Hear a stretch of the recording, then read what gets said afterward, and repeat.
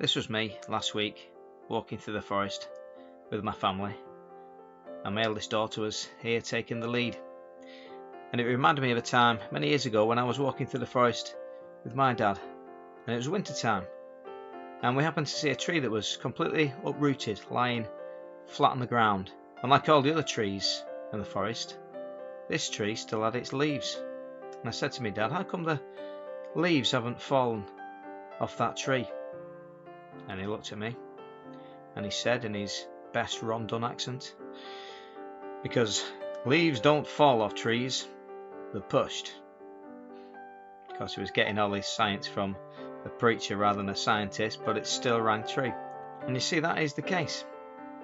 Leaves just don't fall off trees, they're pushed by the new life that is flowing within them.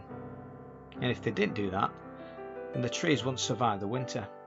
If a tree wants to survive the winter, it has to push off the old dead leaves to survive. And that's a great metaphor for the Christian life, because there are many sins and habits in our lives that need dealing with, and we try to deal with them in our own strength.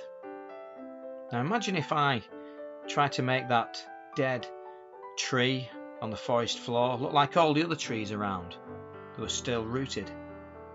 I'd have to go around plucking off all the leaves one by one, and I'd be exhausted and I'd have to give up. Well, that's what some people do in their Christian lives.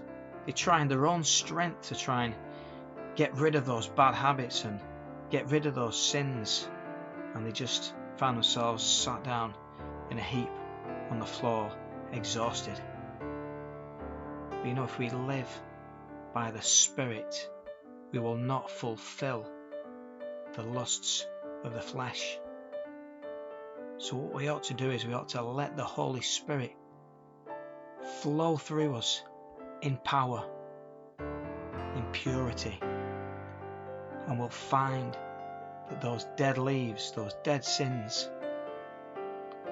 are just pushed off by the new life of the Spirit that is flowing within us, and we will grow, and we will flourish, and we will be fruitful.